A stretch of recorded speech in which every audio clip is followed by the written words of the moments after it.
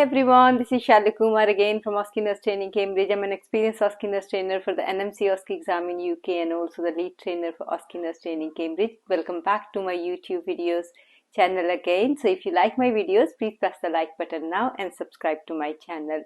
Okay, today's video I'm going to explain to you the recent changes made in the marking criteria and the station timings for the OSCE exam, because it's really important. They are effective from any exams taken from 9th of September onwards. So I'm just gonna trying to make it clear for you and explain it to you how do you need to prepare now if your exam is on 9th or after 9th of September. So they come in effect from 9th of September. So let's have a look at it, what has changed. Okay, so number one, nursing station timings. So some of the timings of the stations have changed.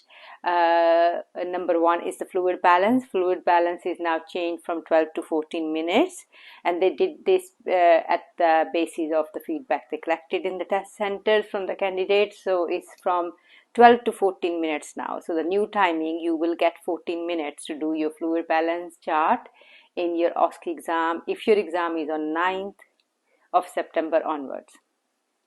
Next one is the midstream specimen of urine and urinalysis. Now it used to be quite tight on the time, so that's a really good news. It's changed from 8 to 12 minutes now, so giving you enough time to actually collect the MSU, do the urinalysis and inform the patient of the results and to complete all your documentation. So the 8 minutes were quite tight, so now it's 12 minutes, so that's really good news. What else? So on the next screen now I have put on the new timings, okay, as published by the NMC. So they're all the new timings which are published on their websites. I've taken a screenshot and added that to the slide.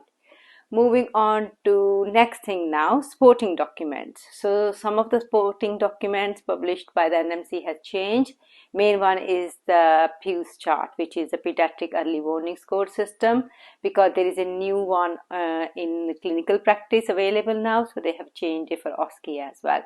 So make sure if your exam is on 9th or 9th of September onwards, you're preparing as per the new PEWS chart, which is pediatric early warning score chart. There is no changes to the other vital chart for any other adult OSCE or any other OSCE, is just for the pediatric one. Okay, next thing is changes to the marking criteria. So what has changed in the marking criteria? There are some subtle changes in some of the stations where you used to use protective equipment like your apron and gloves, but now it's not needed. The main one when I was looking through it is the intramuscular injection. They are now asking you to put gloves and apron on for that one. And also there is another slight change in that you used to clean the skin, but now they're saying you can declare if the skin is socially clean, it looks clean socially, then you don't need to clean it. So it's same now as a subcut injection. So that is changed as well. So just be mindful of that you don't need to wear gloves and apron.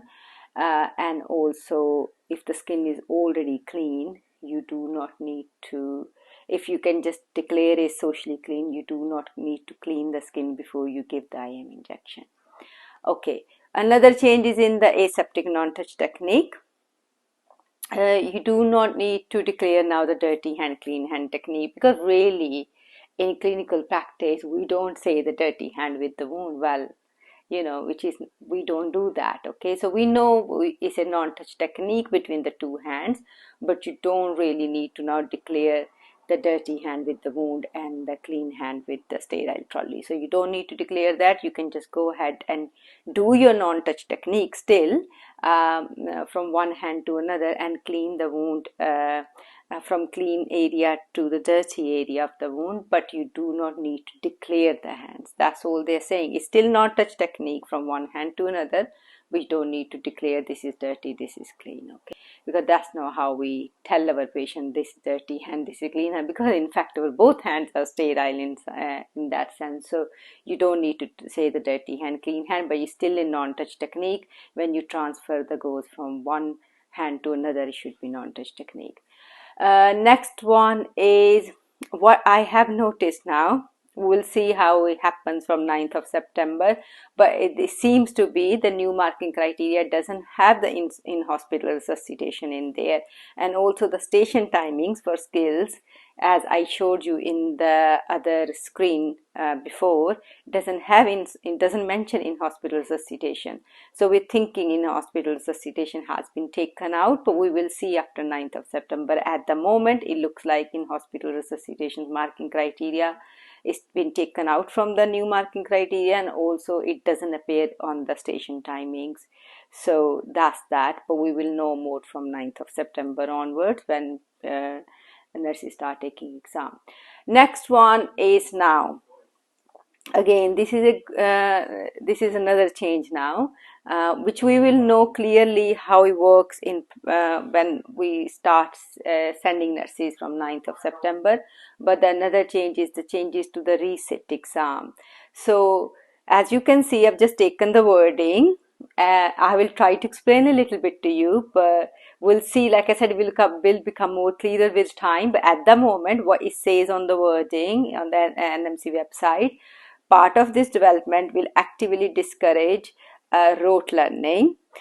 So all candidates should be encouraged to review their exam papers, as they may be given a different scenario to test the failed skill at their resit. So what I take from it, that you will still have the same station, but your scenario may be different. Okay, I would think probably applies more to the clinical stations, where they are scenario based stations. Say you failed fluid balance chart, or you failed I don't know, pressure area assessment, or your malnutrition score. So you might be given a different scenario. It won't be exactly the same scenario. That's what it sounds like, but we will see, because it may be that you may have to do different skill. We don't know that. We will know more, and I will update you. We will know more once the nurses start going through this new exam, new changes from 9th of September. But at the moment, it just says that they may be given a different scenario to test the failed skill. Okay, so the scenario could be the different. A skill stays the same. The station you failed stays the same. You still need to do the same station, but the scenario could be different. Okay, so that's what it says.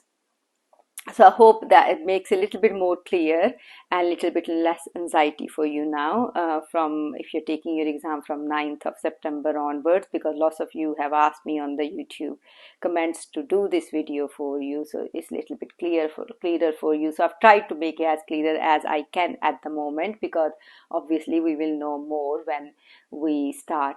Obviously the exam, it starts taking place from 9th of September, so we will see how it goes, and I can always give you update on that. Okay, so you can follow me on my Facebook page, which is OSCE Nurse Training Cambridge, and I do put lot of updated posts on there regarding marking criteria or timings or anything else. So do follow us on that.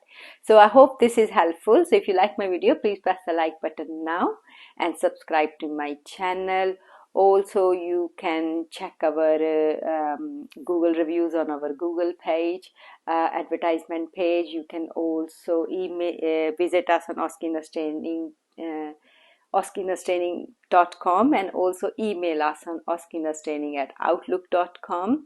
So I will soon be back with another video for you. So if you like my videos, definitely please don't forget to like and subscribe. See you very soon.